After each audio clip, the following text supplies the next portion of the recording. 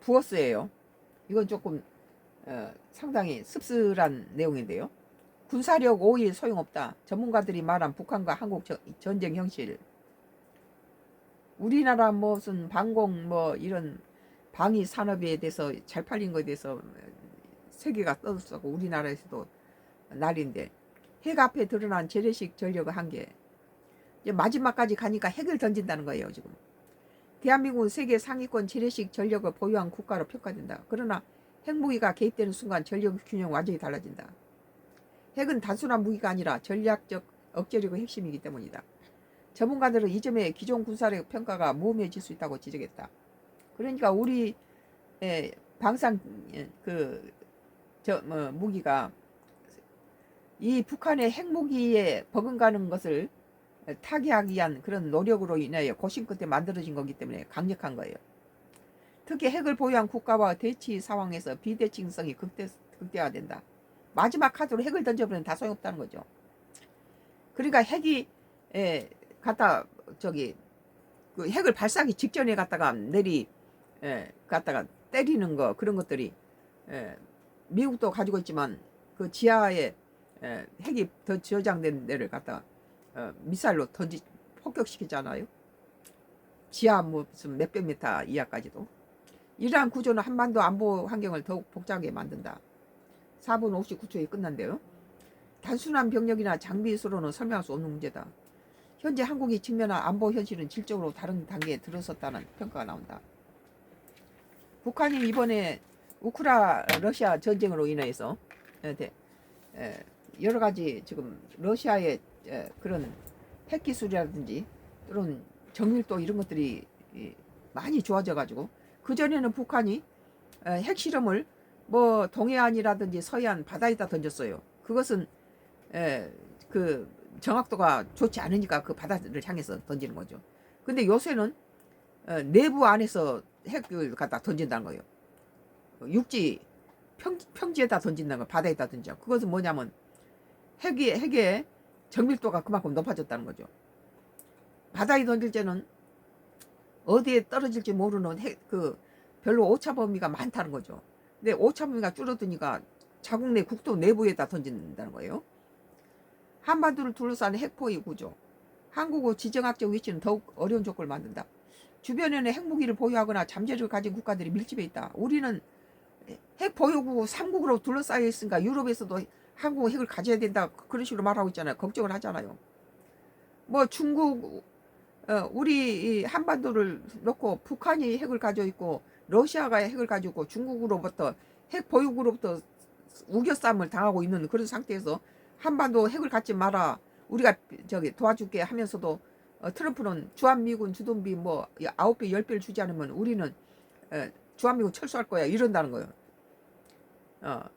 이중적인 구조로 한국한테는 핵을 가지지 마라 해놓고 주한미군이 도와줄게 하면서도 우리는 언제든지 주한미군 철수할 거야 이러지만 내부적으로 들여다보면 우리 한국의 평택기지는 바로 주한미군의 그 주적인 중국과 러시아하고 북한을 견제하기 위한 워싱턴으로 날아가는 그런 그 미사일을 바로 턱 밑에서 2, 3초 안에 갖다가 요격해서 떨어뜨리는 데 사용하고 있다는 거예요.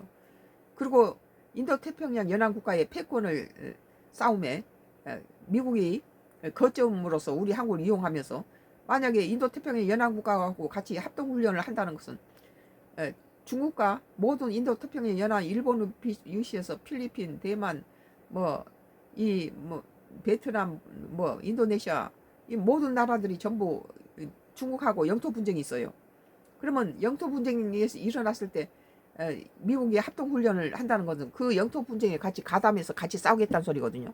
그러면 지금은 이란 전쟁에서 우리가 보듯이 이란이 미국 본토에다가 미사일을 던질 수 없으니까 미군 공군 기지가 있는 아랍에미리트라든지 사우디라든지 쿠웨이트라든지 여러 주변 국가에다가 갖다 공격을 한다는 건 이것은 다시 말하면은 이 한국의 평택기지 주한미군이 우리 한국군에서 4만 8천 명이 미군이 있다는 건 이건 2만 8,500명이 미국 자신 위에 있다는 것을 뭐가 증명하냐.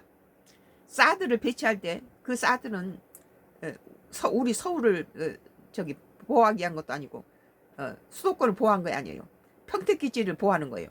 평택기지는 미국으로 향하는 중국 미사일이나 러시아나 북한의 것을 턱 밑에서 싸기 위한 고성의 사드 배치라니까 우리 한국 국민이 사드 배치 전부 반대라고 난리를 친 거죠. 한반도를 둘러싼 핵포위 구조 이런 우리나라가 지금 삼반도가 둘러싸인 이런 상태에서 미국이 자기는 언제든지 철수하겠다 그러면서 그러니까 책임 없는 짓이죠.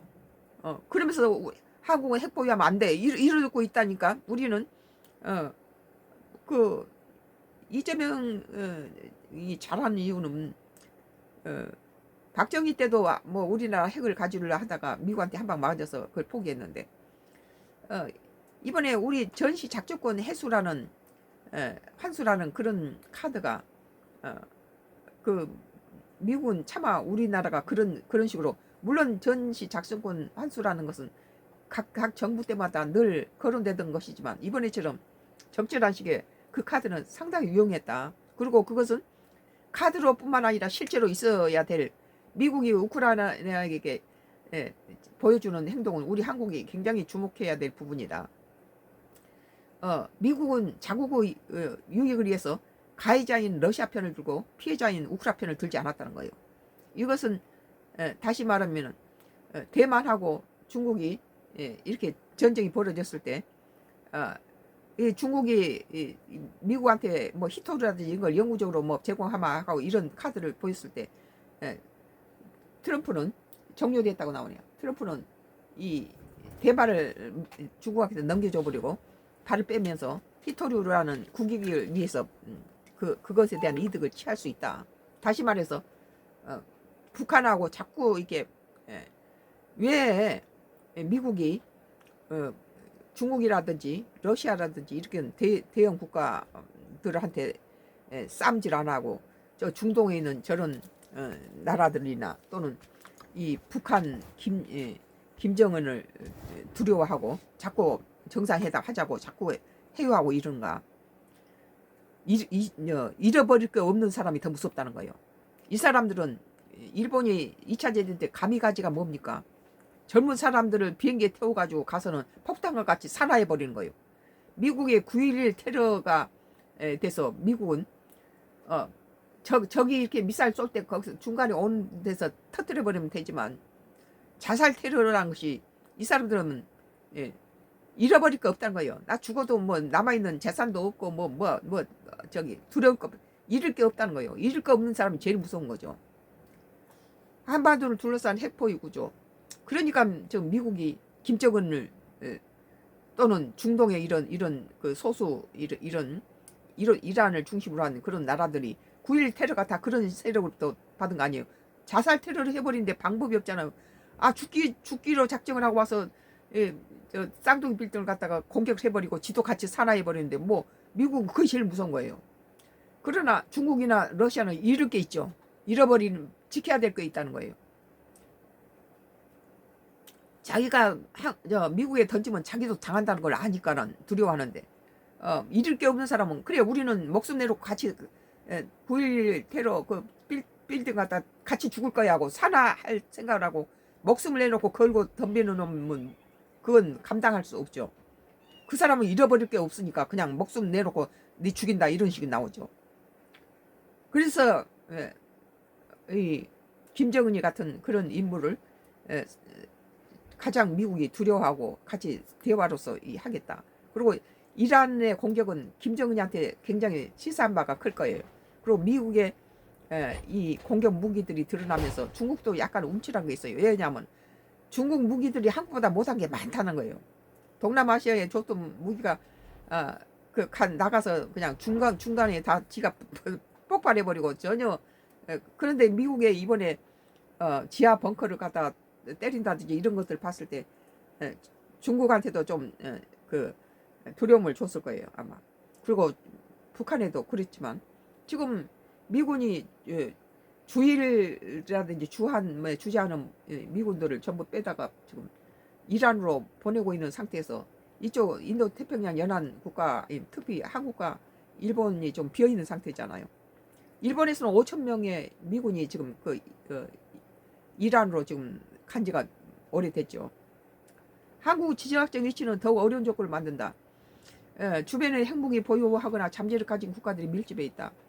이러한 환경은 전략적 압박으로 작용한다. 특히 북한의 지속적인 핵 개발은 직접적인 위험 요소다. 우크라이나 러시아 전쟁으로 인해서 뭐 탄약이라든지 여러 가지 용병이 필요한 러시아에 이 북한은 최대의 동맹이었죠. 그래서 그쪽에다 용병을 보내주고 저기 뭐 탄약을 갖다 제공하고 탱크를 주고 그러면서 또 그 첨단 핵 기술을 갖다가 가져오고 기름 원유를 싣고 오고 또 용병은 돈으로 받아오고 이러면서 그 북한은 여러 가지 좋은 24시간 군 무기를 만드는데 24시간 풀 가동을 해서 러시아의 우크라이나 전쟁을 이기는 데서 지금 많은 도움을 주고 있죠. 더군다나 이란의 호르무즈로 인해서 트럼프는 한시적이지만 러시아산 정유 원유를 사도 된다 이런 식으로 자유 동맹들한테 이렇게 얘기를 했기 때문에 러시아는 75%가 더 원유 수출이 더 늘어났다고 그래요. 우리 한국도 안 되면 이제 러시아산이라도 사야 된다 이제. 그런데 왜 러시아산 사기를 어려워하냐면 러시아산이 이 기름이 다 똑같은 기름이 아니라는 거예요. 최고의 기름은 비행기를 띄우는 그런 기름이고 뭐 우리도 휘발유 있고 경유가 있잖아요. 경유차들은 매를 많이 내고 이런 뭐 그 농사 짓는 뭐 농기구 경운기 막 이런 거 운영할 때 그거 경유를 넣죠. 그리고 우리는 이제 히터 틀 때는 같은 경유라도 그 우리가 쓰는 건 뭐예요? 경유에도 질이 좋은 뭔 유라죠? 경유 말고 우리 살 때는 경유 말고 휘발유는 아니면서 경유보다 더 좋은 갑자기 생각이 안 나네 그 단어가. 그래서 이렇게 기름이 근데 우리나라 SK가 그 러시아산이 막바로 쓸 수 있는 기름이 아니고 이렇게 좀 저질 그런 중질유라는 거예요. 그런 것을 가지고 가져오면은 당장 자동차라든지 이런 비행기 기름이라든지 이런 데 쓸 수 없는데 그것을 이렇게 정제할 수 있는 능력을 가지고 있다는 거예요. 우리 한국 SK가. 그러니까 그거 갖다 해면 일반 기름 좋은 연성 좋은 기름 만들어서 할 수 있기 때문에 뭐 러시아산 기름 아무나 가져갈 수 없다는 거예요. 그것을 재련할 수 있는 능력이 있어야 되는 거예요. 그 정유할 수 있는 정유 시설이 잘 돼 있어야.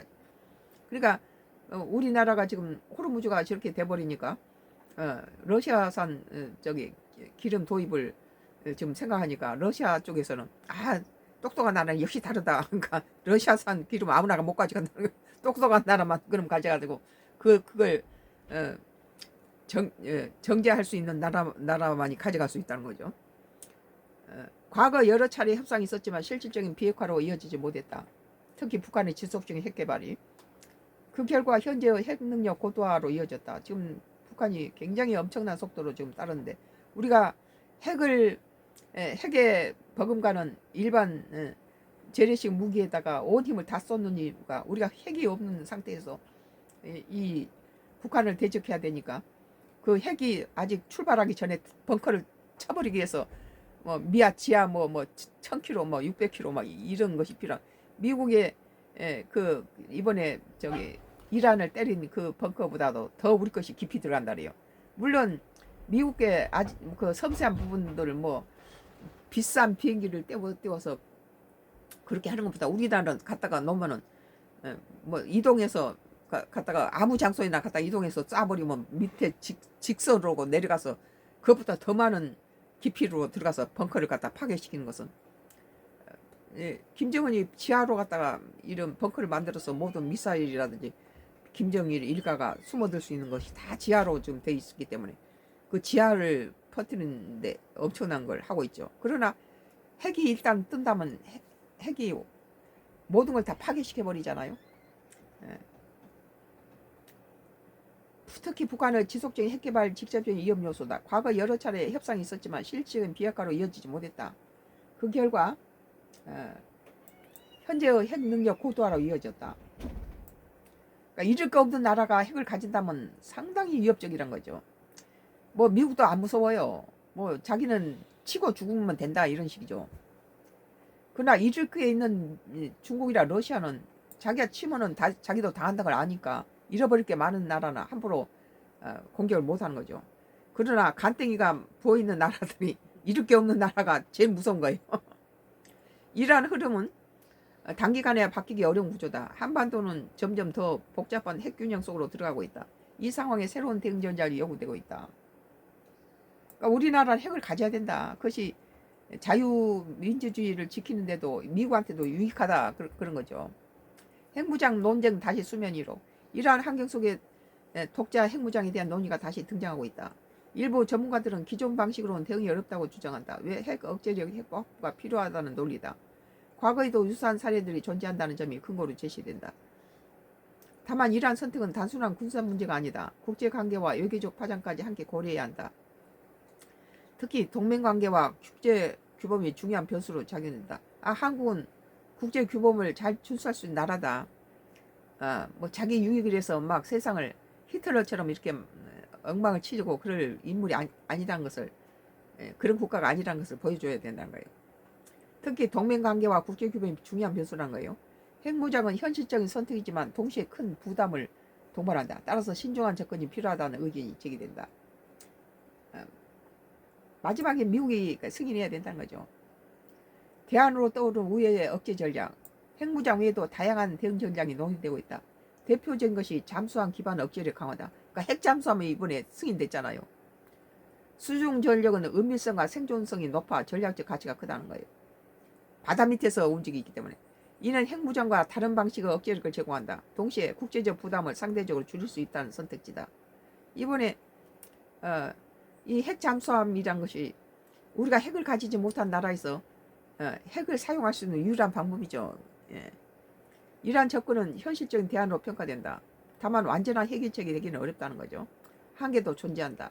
결국 여러 전략을 조합한 대응이 필요하다. 현재 한국은 이러한 다양한 옵션들 사이에 방향을 모색하고 있다. 우리는 이 하나라든지 현대라든지 삼성을 믿어요. 선택의 시간, 전략적 결단 필요. 지금의 상황은 단순한 논쟁을 넘어선 단계다. 실제 정책 결정으로 이어질 가능성이 있는 중요한 시점이다. 핵 문제는 국가 안보의 근본과 연결된 사안이다. 따라서 단기적인 대응이 아닌 장기적인 전략이 필요하다. 어떤 선택을 하든 그 영향은 오랜 기간 지속될 수밖에 없다. 국제 정세와 동맹 관계, 안보 환경을 모두 고려해야 한다. 현재 한국은 중요한 갈림길에 서 있다. 앞으로 결정이 한반도 안보의 방향을 좌우할 가능성이 크다라는 기사예요. 미국과 관계도 중요하고 우리가 민주주의를 참 지키는 그런 나라라는 것 자체. 부어스 군사력 5위 소용없다. 전문가들이 말한 북한과 한국 전쟁 현실이라는 기사에 대해서 참 인정하기 싫지만 이런 것도 우리는 짚고 넘어가야 된다. 라는 생각이에요. 썬가크루스 나의 정치 코멘트였습니다. 나의 정치 코멘트는 계속됩니다.